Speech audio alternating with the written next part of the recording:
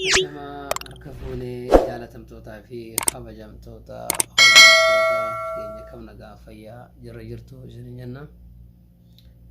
Seenaa ana haadhufu seenaan isinin jaa.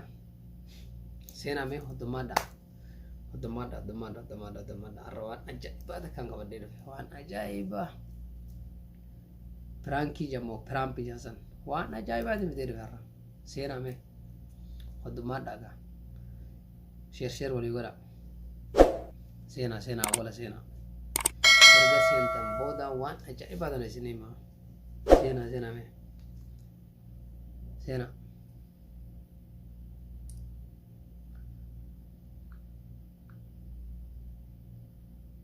Hoddommaadha.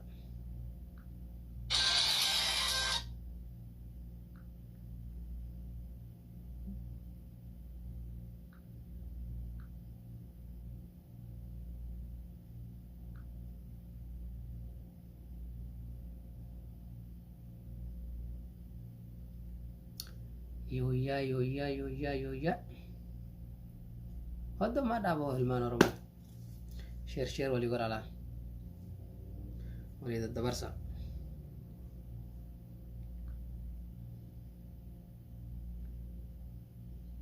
Waan haaree malee beektaa dhiifnee jirra. Waan haaree fiduu malee dhiifnee jirra. Kanaafuu seenaa mee waan haaree isiniif fidee dhufe. Dinqisiifattan marra. Ajaa'iba.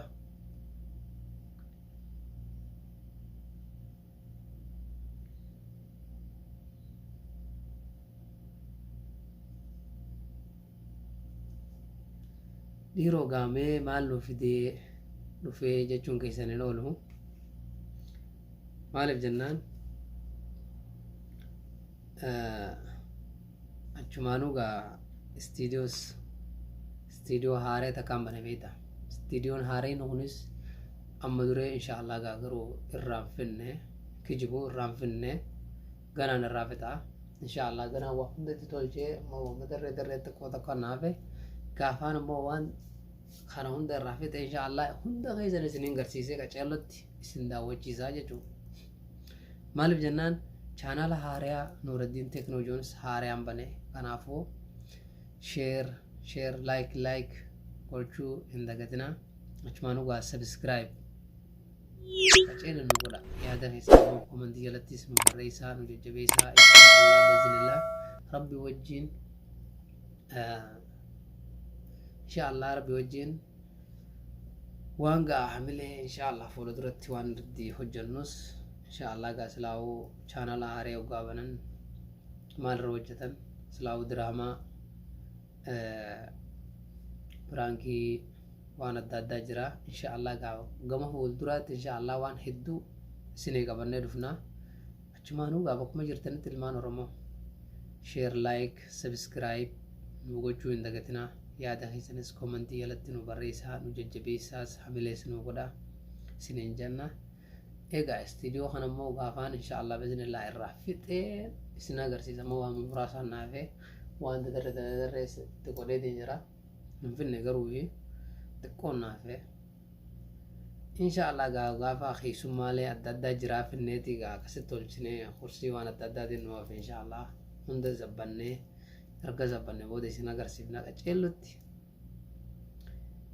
Isinis hanga achi geenyutti inshaallah hamilee teessaniinis nu jajjabeessaa. Yaadaanis nu bira jiraadhaa isiniin jenna.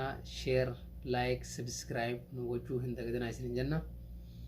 Jajjabaadhaa ilmaan Oromoo bakkuma jirtanittis nagaa fayyaa keessan nagaa fayyaa isinitti haa ta'u isiniin jaa.